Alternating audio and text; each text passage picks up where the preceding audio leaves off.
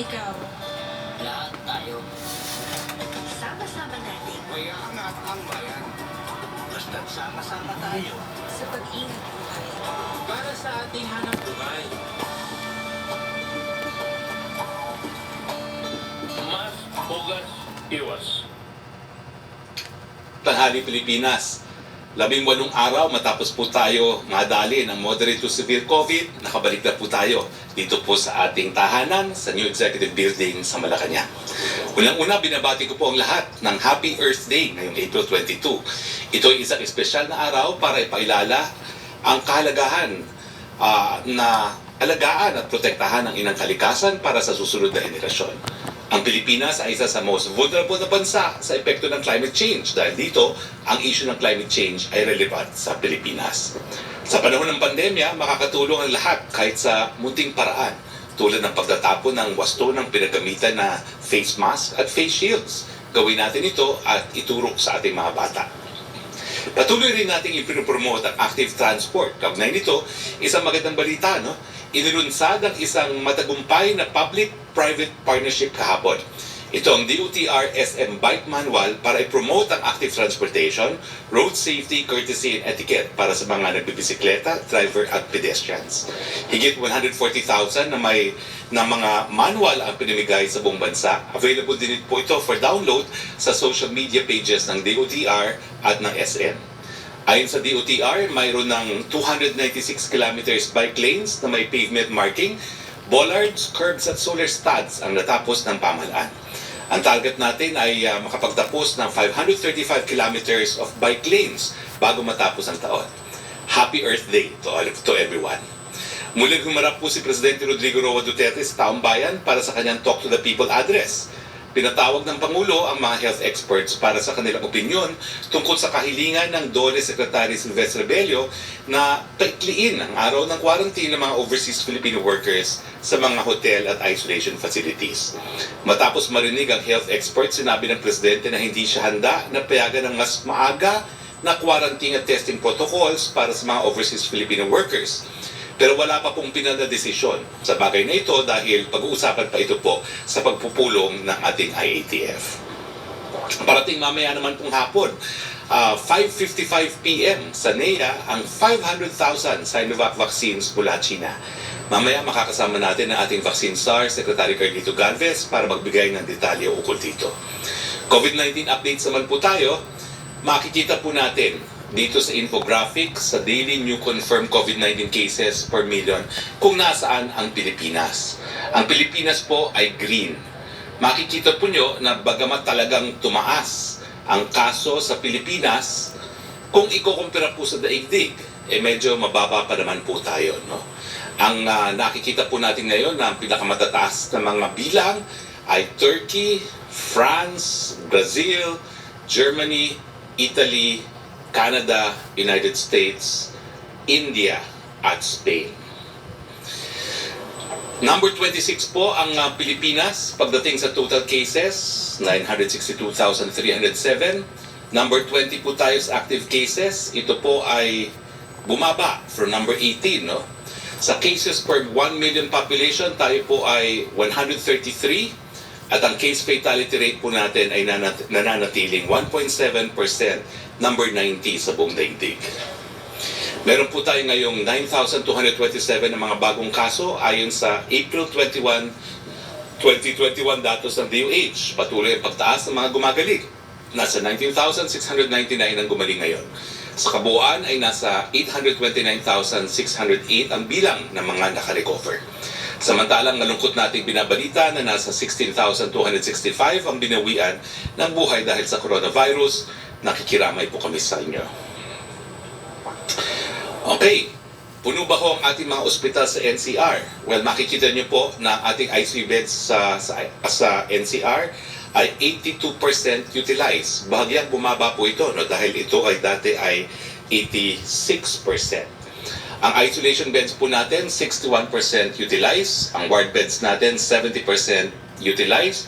Ang ventilators ay 60% utilized. Sa buong Pilipinas, ang ating mga ICU beds ay 65% utilized, isolation beds 49% utilized, Ward beds, 55% utilized. Ang ventilators ay 45% utilized.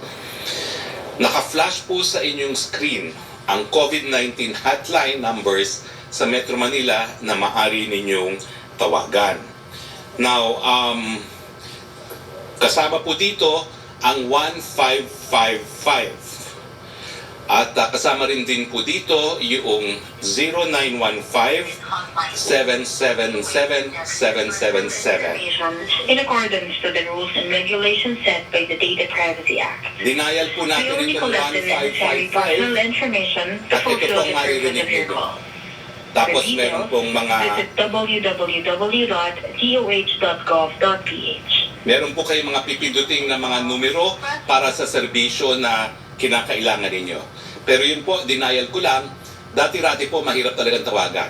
Pero nung nasa ospital po ako, isa pong ginawa ko ay nakipag-ugnayan kay Chairman Abalos at sa DOH. So yung habang nasa ospital po ako, nadagdagan po ng 100 na call center operators ang ating One Hospital Command Center. 50 po ay babayaran ng MMDA at 50 ang karagdagan ay babayaran po ng DOH. So gumagana na po, nakokontak po ang mga hotlines ng One Hospital Command Center. Ang aking advice po sa inyo, talagang i-dial nyo po ang ating mga hotlines ng One Hospital Command Center nang sa ganun po, hindi na kayo pupunta from one hospital to another para malaman lang kung saan kayo po pwede magpa-confine. Panghuli, nakikiramay po kami sa pamilya, katrabaho, kasamahan sa pagkamatay ni former DILG Undersecretary and Special Envoy of the President to Malaysia, Attorney Wencelito Wency Andanar, ama po ni PCOO Secretary Martin Andanar. May God warmly embrace Mr. Wency Andanar as he welcomes him to his eternal kingdom in heaven. Rest in peace, our thoughts and prayers to the family. Matalik po nating kaibigan si Yusek Wency. Nakikiramay po kami sa buong pamilya na Andanar. Dito po nagtatapos ang ating presentasyon. Makakasama natin po ngayon ang ating NTF Chief Implementer at Vaccine SAR Secretary Carlito Galvez at ang ating NTF Deputy Chief Implementer at Testing SAR Vince Dizon. Unahin po natin muna si Sec Galvez. Sec Galvez, inanunsyo na po kahapon ni Customs Commissioner Guerrero na pre-cleared na raw po ang pagdating ng 500,000 Sinovac mamayang 5:55 p.m. Ano pa po ang mga detalye pagdating po nitong ating pangalawang delivery ng Sinovac at ilan pa po ang inaasahan nating Sinovac para sa buwan na ito? The floor is yours, Secretary Carlito Galvez. Wala po tayong audio. Sec Galvez, wala pong audio. Oops. Sa ngalan po ng lahat na bumubuo ng National Task Force Against COVID-19 at ang Vaccine Cluster, isang magandang araw po sa ating lahat na tagapanood at tagapakinig. Sa ngayon po, bibigyan po natin po kayo ng updates sa ating COVID-19 at saka po yung tinatawag natin ng updates sa mga delivery sa ating pong mga delivery ng vaccine po ngayon. Patuloy po ang pag-directing pamahalang nasyonal ang COVID-19 response and mitigation efforts bilang preparasyon sa ating bansa na sinatawag natin long haul. Patuloy po ang pag-ikot po namin sa ibang mga NCR mayors at kami po nila Sec Pins at Secretary Villar ay talagang amin pong pinaikting ang pagpapatakas ng ating ICU at saka ating mga beds, additional beds for severe and critical cases. Kaya po ang po natin yung enabling the pandemic functions. Ito po ang po natin na pinapariting po natin yung ating prevent, find, trace, test, isolation and treat, and recovery efforts. Kasama rin po dito ang ating tinatawag na yung building resiliency na patuloy natin binibuild ng mga ICU hospitals para sa moderate at saka sa severe, and also yung TTMF isolation facilities. And then also we are building up our manpower reserve. Sa ngayon po, marami po nagtatanong paano po na po ang ating tinatawag nating total budget para sa ating vaccine. At sinulit po natin na ang ating vaccine ay ating pong budget ay 82.5 billion. Kasama po rito yung tinatawag nating multilateral loans at 58.4 billion at saka yung assumed saving na 11.6 billion. with a total of 70 billion plus yung DOH budget na 2.5 billion at saka yung bayanihan 2 funds na 10 billion. Ito na po ang mga update ng procurement and finance natin sa status ng mga tinatawag natin sa financing. Sa World Bank po, na amount na 24.3 billion ay fully signed na po noong last March 19. At sa Asian Development Bank po sa 19.5, fully signed na rin po noong March 19. And also yung Asian Infrastructure Investment Bank na 14.6 ay fully signed na rin po noong March 26 na total 58.4 billion. At na-deliver na po yung tawag natin na Sinovac at deliver na po ng April 11 ng 500,000 at ngayon po nga hapon na 55 ay darating din po yung 500,000 na Sinovac. Sa April 25, ito naman po darating po yung tinatawag natin pilot na vaccine na galing sa Gamaleya ngayong Sunday. Ito po yung 15,000. Ito first dose po ito. First dose po ito na 15,000. And then sa April 29, darating din po yung another delivery na 500,000 na Sinovac and more or less meron din sa end of this month, meron tayong 480 na Gamaleya Sputnik na darating. And hopefully yung ating COVAX facility ay makapag-deliver din ng 195,000 na Pfizer. Sa month po na May, matatagdagan po tayo na more or less 4 million doses. 2 million po sa Sinovac at saka 2 million din sa Gamaleya. And hopefully, yung Moderna makapag-deliver na po ng kanilang first tranche, 194,000. So June po, medyo angat po tayo ng 7 to 8 million. Meron po tayong 4.5 million sa Sinovac, another 2 million ng Gamaleya, and more or less 1.3 million sa first tranche ng private sector procurement natin as a Seneca. And possible din po na magkaroon tayo ng delivery na more or less 2.4 million for Pfizer at saka more or less 4 million sa AstraZeneca. Sa ngayon po, ito po ang status ng ating vaccine rollout. Meron po tayong total na 1.6 million na vaccine administered at saka meron na po tayong 1,397,628 Filipinos na already vaccinated.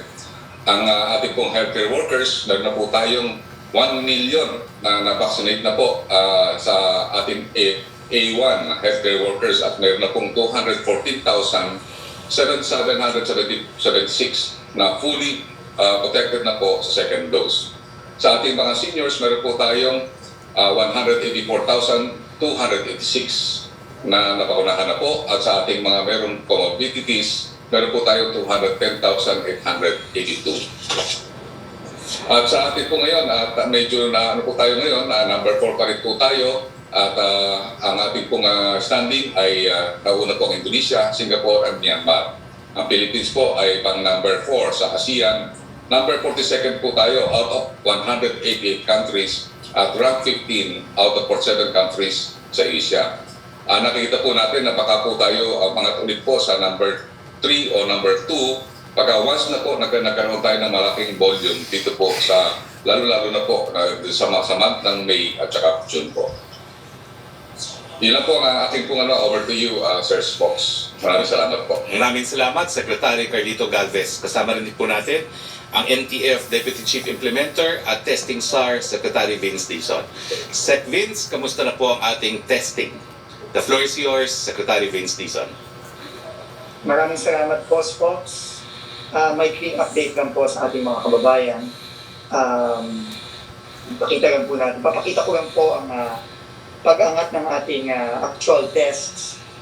Kung ikukumpira natin nung bago mag-search at ngayong nagsa-search tayo at makikita po natin, talagang pinipilit po natin patasin ng ating test na ginagawa. Mapapansin po natin ng buwan ng Pebrero bago mag-search, nakaka-average po tayo ng mahigit 30,000 per day.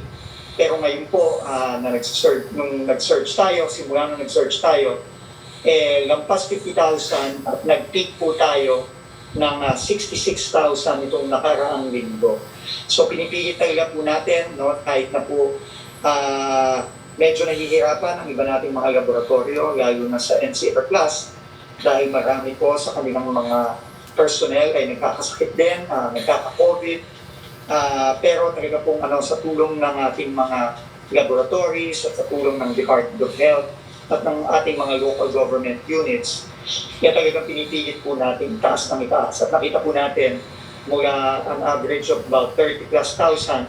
Ngayon po, ang average na po natin ay lampas 55,000 at nagpipeak na po tayo ng about 60,000 per day. Dinagdag din po natin ang ating mga antigen test. As of today, halos 200,000 po na antigen test ang ating na-deploy sa NCR, sa Pampanga, sa Bulacan, sa Cavite, Laguna, Rizal at Batangas. At ito po ay maghihintay na lang po tayo ng update sa ating DOH sa pag-report nila ng paggamit ng ating mga antigen test. Maraming salamat po, folks. Maraming salamat, Sec Vince. So, clarify ko lang, yung antigen po nagagamit na ba po ngayon? At paano po siya marireport? Opo, ito po ay nagagamit na at ito po ay report na po ng ating mga CESU, ng mga City Epidemiological Surveillance Units sa iba't ibang LGU at ng ating mga iba't ibang ospital. Pero uulitin ko po, itong mga antigen test na to ay ginagamit natin dito lang sa NCR Plus at ang ginagamit po natin para dito ay mag-test lamang ng mga symptomatic, yung mga close contact ng mga symptomatic at close contact ng mga nagpo-positibo sa COVID-19. Okay, maraming salamat, Sec Vince Dizon. So, pumunta na po tayo sa ating open forum. Yusek Rocky, go ahead please. Yes, good afternoon, Secretary Roque, Secretary Galvez, and Secretary Dizon. Question from Caroline Bonkin of CNN for Secretary Galvez. On an average gaano daw po karami ang nababakunahan daily nitong nagdaang linggo at ilan daw po yung ini-expect na daily average pagdating naman ng karagdagang bakuna? Nakikita po natin sa ngayon, nag-average po tayo ng mga more or less 50 to 60 and even 70 a day. Sa ngayon po, medyo limitado po kasi ang ating vaccine. Pero nagkaroon po kami ng simulation ng private sector na pagka nandito na po ang vaccine this coming June, magkakaroon po tayo ng average na dito pa lang sa NCR na 120,000. Pero dapat kailangan meron tayong bastante na 3.3 million na vaccine per month. Thank you, Secretary Galvez. Secretary Roque. Yes, kay Meda Las Moras tayo please. Hi, good afternoon, Secretary Roque at kay Secretary Galvez at kay Secretary Dizon. Una lang po sa vaccines, may I ask po mainly to Secretary Galvez, kailan mo po kaya ibibigay itong 500,000 doses ng Sinovac vaccines na darating? Meron na po may distribution at karamihan dito, more or less 100,000 po pupunta sa Metro Manila. Matatapos po ito within 2 to 3 days of deployment. Kaya tinaasahan po natin na yung administration nito is within 1 week natatapos po kagad. Opo. And Secretary Galvez, follow-up lang din po. Secretary Roque, pwede rin po sumagot. I understand paigting yung ating vaccination program, yung supply natin na dadagdagan na. Pero when it comes to the effects po, kailan kaya natin mararamdaman yung pagbaba ng COVID-19 cases nang dahil naman sa vaccination program po? Kaya nakikita natin pagkawas na nabakunahan natin majority ng mga affected na tinatawag natin highly urbanized cities like Metro Manila, pagka nakuha natin yan, nakikita natin na siguro by October or November, nakikita natin yung epekto niya talaga na talagang bababa talaga yung kaso niya. Pero sa ngayon, ang ginagawa po natin, ginagamit pa rin natin talaga yung minimum health standard at saka yung tinatawag natin na talagang implementation ng tinatawag natin yung quarantine natin, controls. Well, Mela, siguro karagdagan dun sa karanasan po ng Israel at saka ng UK, makikita talaga natin na bababa ang mga kaso pag nabakunahan na talaga yung karamihan ng mga mamamayan. At ang strategy naman natin, as kaya nga sabi ni Secretary Galvez, archipelago naman tayo, unahin natin yung mga matataas na lugar gaya ng Metro Manila Plus. So, asahan po natin na habang dumami ang bakuna, at ang maraming nababakunahan, bababa po yung ating mga nahahawa ng COVID-19. Pero syempre po, yung mga nabakunahan, paalala po muli, kinakailangan mask, hugas, iwas pa rin po, karagdagang protection lang ang bakuna. Hindi po yan substitute sa minimum health standards. Opo. And panghuli na lamang po for Secretary Roque kasi sa ngayon po may mga ospital pa rin nahihirapan dahil nga sa COVID surge. Sir, may chance po kaya na ma-extend pa yung MECQ? And sa panig po ng pamahalaan, paano pa kaya mapaiigting? Ano pa yung kulang o ano pa yung dapat natin gawin para talagang mapababa yung COVID cases po? Well, kahit pa paano nakikita naman natin na bumababa, no? Hindi na tayo nagte 10,000 ngayon, pero syempre hindi tayo satisfied dyan, no? At tignan muna natin na hanggang matapos itong 2-week MECQ, no? Kung gaano talaga bababa ang mga kaso. Sa ngayon po, I think premature na mag-speculate kung ano magiging classification natin. Ang importante po palagi, tignan yung daily attack rate, 2-week average attack rate, at saka yung healthcare utilization rate. Makikita natin, ang problema natin ngayon po talaga sa healthcare utilization ay medyo mataas talaga ang utilization natin sa ICU.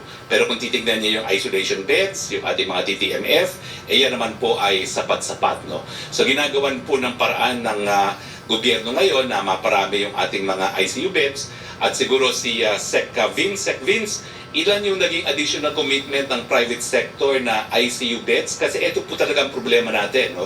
Yung kailangan pa natin na mas maraming ICU beds, no? Pero yung commitment sa Sec Vince na magbabayad ng 60% na pagkakautang ang PhilHealth, ilan po naging commitment ng mga public and private hospitals na idadagdag na ICU beds? Dahil yan po yung ating critical ngayon. Secretary Vince Dizon. Salamat po, Spox. Unang-una po, kanina pong mga ISGs, nagkaroon po ng meeting ang mga iba't ibang public and private hospitals kasama ng PhilHealth. Finacilitate po namin yung meeting ni Yusek Bombega, ating treatment czar. At maganda po ang naging usapan. Marami na pong mga ospital ang nababayaran. Meron pong mga iba na nag-clarify lang po ng mga requirements. Pero nagpapasalamat po tayo sa PhilHealth na yung pong utos ng ating mahal na Pangulo ay kanilang sinunod para po magkaroon na ng konting assistance ng ating mga ospital, lalong-lalo na ngayong panahon na ito. Nag-commit din po ang ating mga ospital ng 176 ICU beds dito sa NCR Plus at mahigit 1,000 ward beds sa kanya-kanyang mga ospital. Pero hindi po natatapos doon, Spoksari.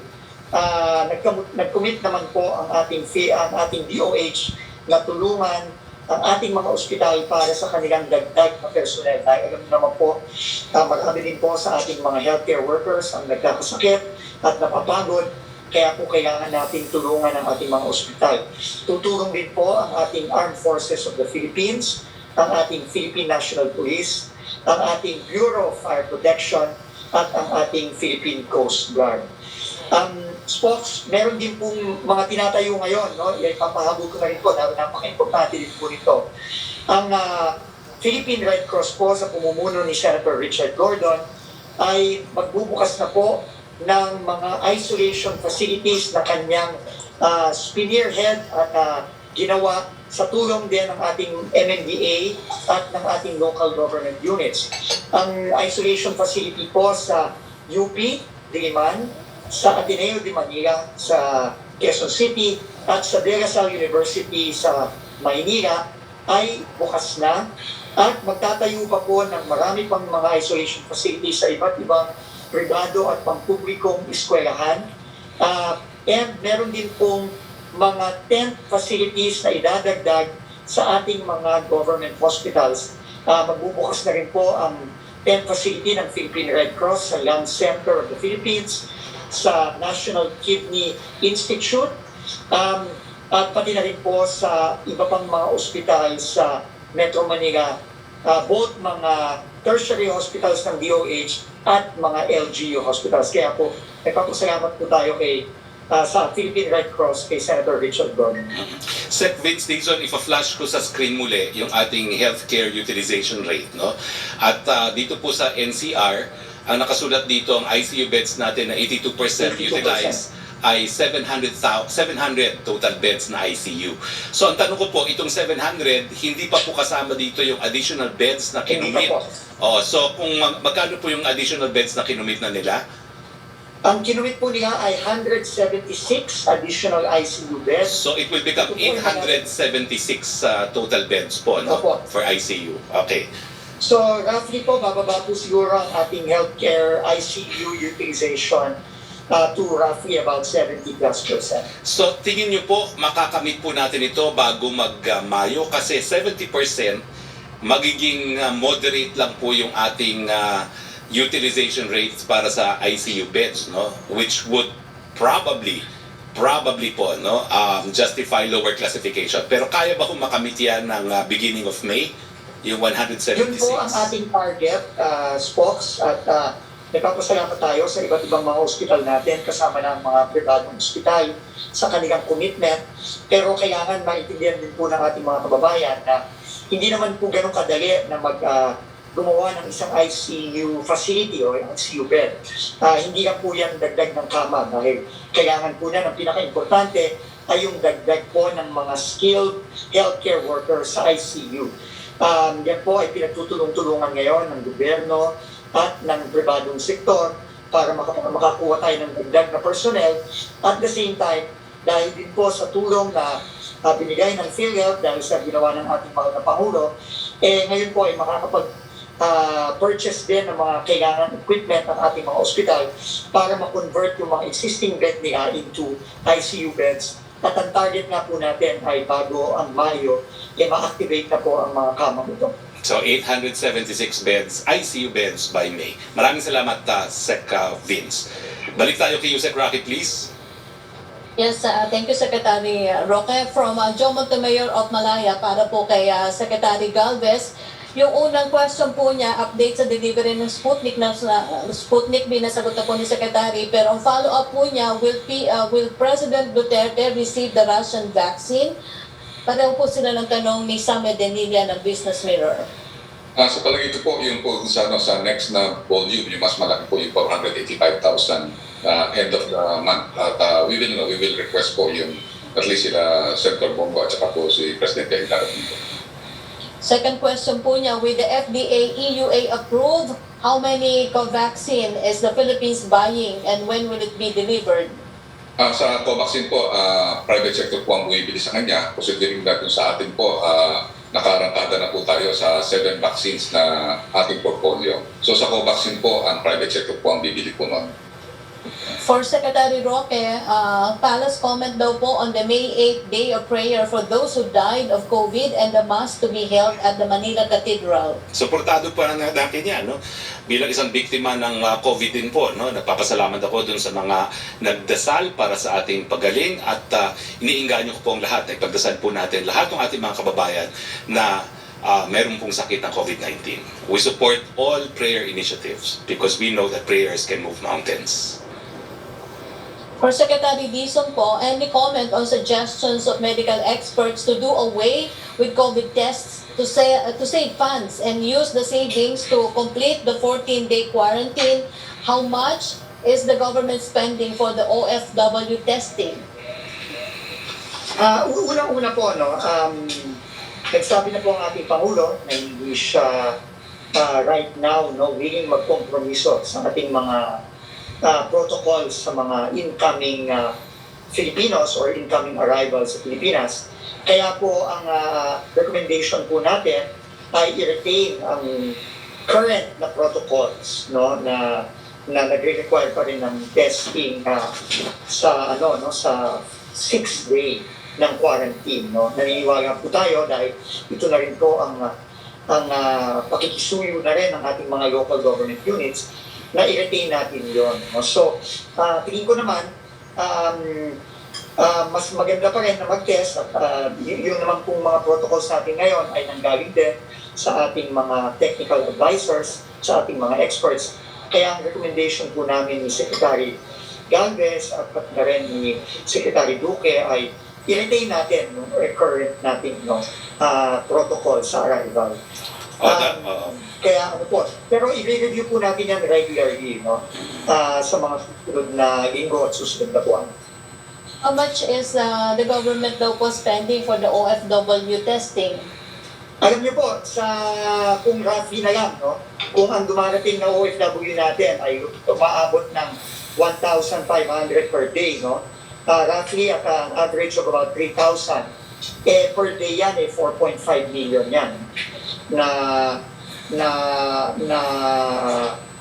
budget ng gobyerno ng OWA na gagamit. Mabigat po siya, pero alam nyo, kailangan pa rin natin itong gawin para na rin ma-ensure natin na protektado ang ating mga kababayan dito sa Pilipinas at protektado din ang ating mga mahal sa buhay ng ating mga OFWs.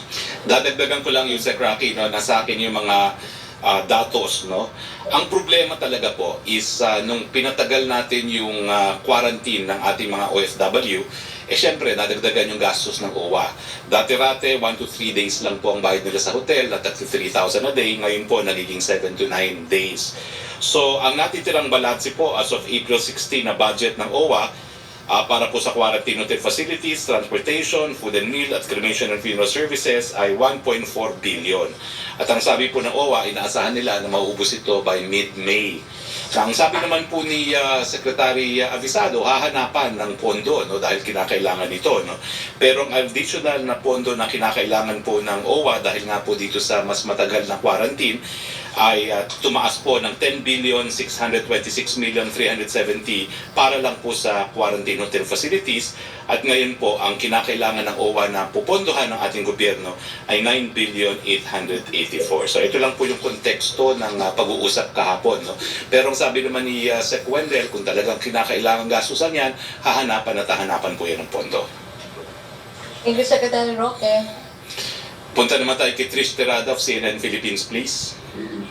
Hi, good afternoon, Secretary Roque, Secretary Dizon, and to Secretary Galvez. Sir, first question would be on yung community pantries lang po, no? What does the Malacanang think or make of the statements of the NTF-ELCAC, including that of General Parlade, when the palace already made it clear na sinusuportahan niyo po yung community pantries? And related question po ni Maricel Halili of TV5, should Parlade be reprimanded after he compared the community pantry to Satan's apple?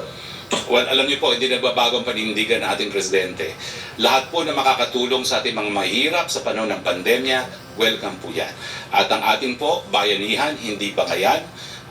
We think, and I will repeat it, na itong mga community pantries represents the best of the Filipino in the worst of times. No?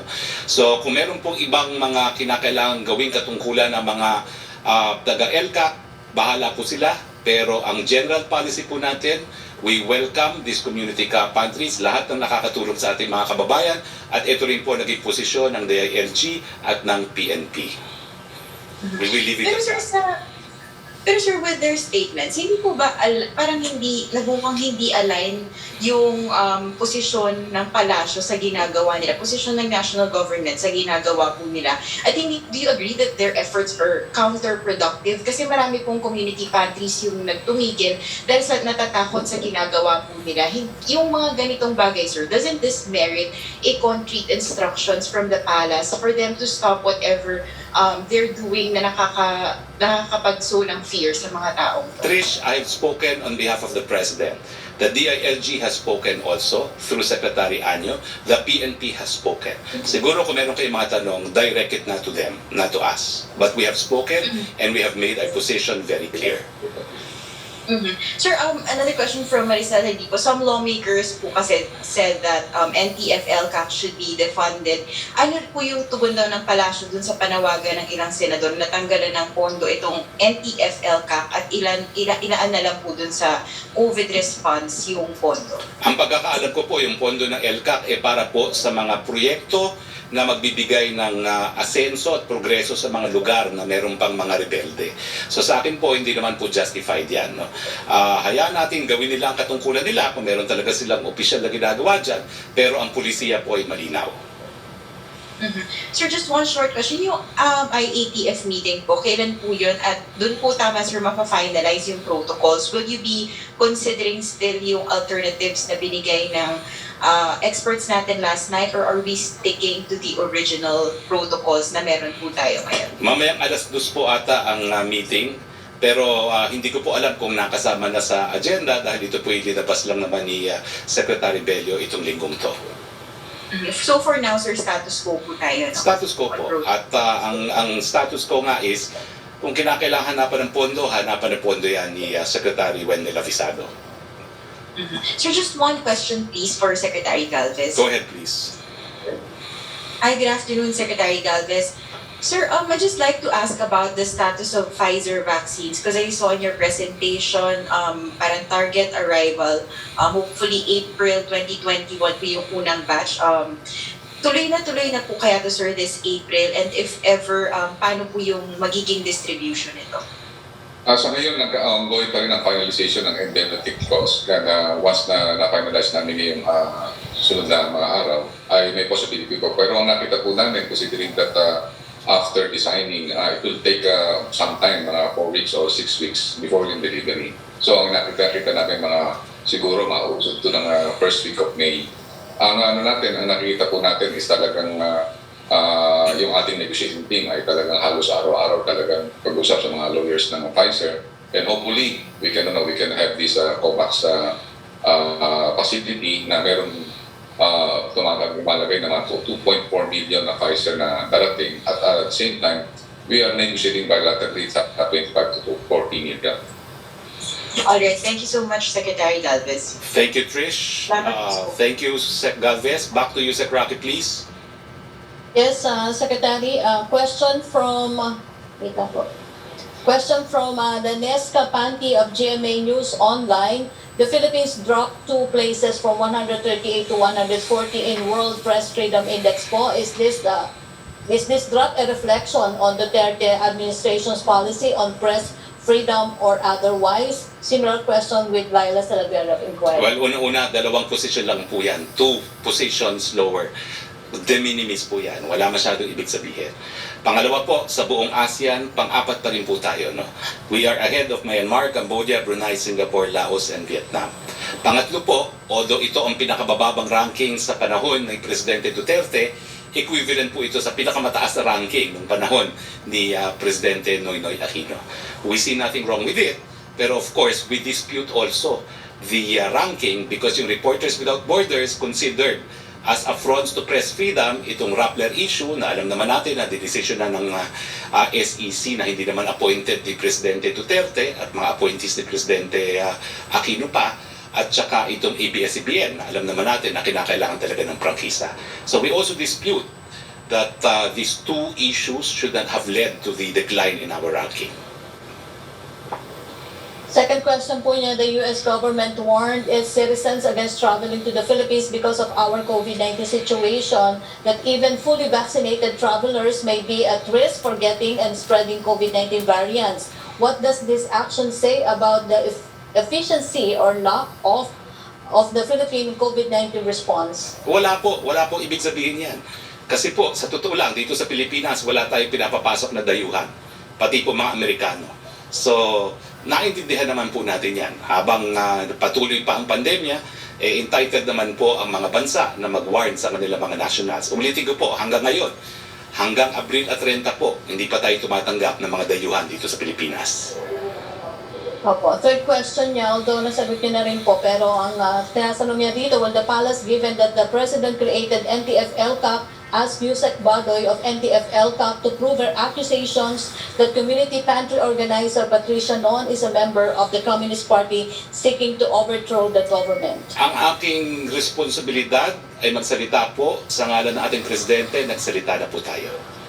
Bahala na po sila gumanap sa kanilang katungkulan. For Secretary Galvez, ano daw po ang brand ng mga bakuna ang darating sa August to December? Halos lahat po, darating po ang mga bakuna. Sa ngayon po, ang bakuna po natin nakatanggap, Sinovac, AstraZeneca po, at susunod po ang Gamaleya. Susunod po, tatanggapin po natin Moderna, Novavax, at itong Johnson & Johnson, and hopefully Pfizer po. So, 7 po yan, 7 brand po na portfolio po natin. Darating po yan ang ngayon ba sa August po. Thank you, Secretary.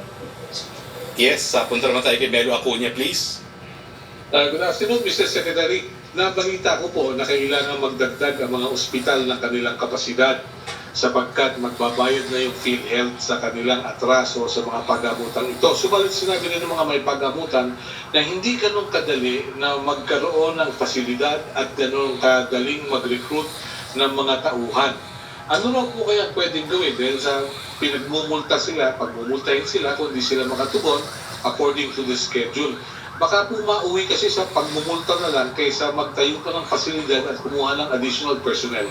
What's your say on this, Secretary? Kaya naman multo. O, sino ang tinatanong mo? Ako, si Secretary Dizon. Sa inyo po muna, Secretary Harry. Okay, unang-una po, babalik ko kayo sa screen. No? Ang kinakailangan po talaga natin dagdagan ngayon, ICU beds. Mukhang hindi po critical ang ating isolation beds, ang ating ward beds, at saka ang mga TTMF. We have more than enough. Pero kinakailangan talaga damihan yung ICU beds. Kaya yung sinabi ni Secretary Dizon kanina na 176 additional, yan po ay crucial kung gusto nating magbaba ng quarantine classification at magbukas ng ekonomiya. Dahil kinakailangan mapaghandaan natin yung mga magkakasakit ng critical, no? At magkaroon ng ICU beds. Sa tingin ko po, that's not a tall order. At Melo, no? It is the hospitals that volunteered the additional 176. Hindi po natin yan in-impose. Yan po ay binolunteer nila, assuming na magkakaroon nga sila ng additional na financial support from PhilHealth. Secretary Dizon, would you like to add? Opo, Sir Nelo, maraming salamat po sa tanong. Magandang tanghali po. Magandang tanghali po. Unang-una po, wala naman pong multa, no, na i-impose tayo. Tama po yung sinabi ni Stokes na ito pong mga numerong na sabi natin kanina, ito po ay voluntaryong binigay ng ating mga privado at pampublikong ospital sa pagdadagdag ng ICU beds at ng iba pang mga ward beds o regular COVID beds sa ating mga ospital.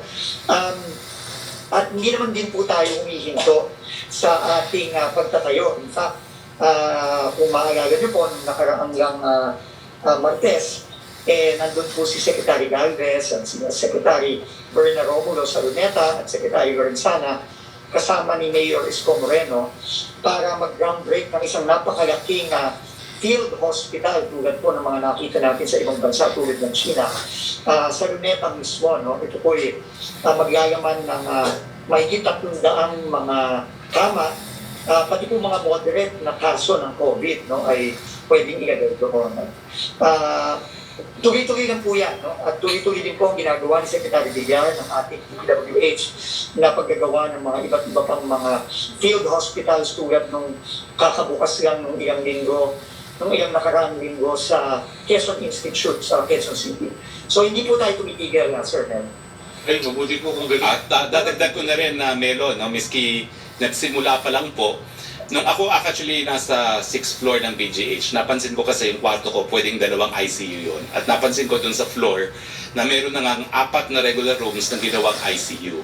So tinanong ko kay Dr. Gap Legaspi kung kakaya pa nilang ma-convert yung iba pang mga kwarto na mga 10 doon sa PGH into ICU. No? At sabi niya, pwede naman. No? So sinimulan na po natin yung proseso na tatanong sa iba't ibang mga government hospitals kung ilang ICU beds ang pwede nila idagdag, no? I-convert yung mga regular rooms at dadagdagan lang ng additional equipment. At we're hoping po to finalize the plans within a week's time. No? Pero ngayon po, nasa proseso ng pagkonsulta sa PGH, sa Jose Reyes, sa Quirino, sa lahat mga DOH hospitals, sa Vicente Soto, at saka sa SPMC. No? At I will regularly update you on this initiative. No? So we are aiming to add, in addition to the 176 na binolunteer na, additional 200 sana po. No? Pero this is at its early stage. Nasa survey stage pa lang kung ilang regular rooms ang pwede ma-convert to ICU. Pero talagang nakatutok po talaga tayo sa ICU beds ngayon. Dahil pag napalawag natin, naparami natin ICU beds, kaya po natin magbukas ng mas malaki pa ang ating ekonomiya.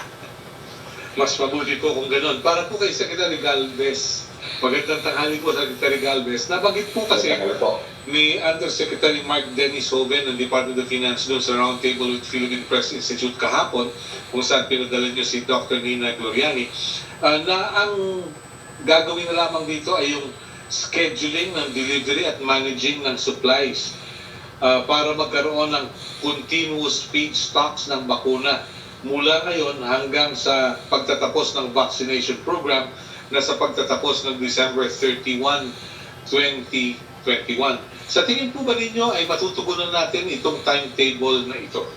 Matutugunan po natin kasi sa ngayon po kasama po natin ang private sector. Nung last Monday, nagkaroon po kami ng simulation. Kasama po natin ito yung mga magagaling na mga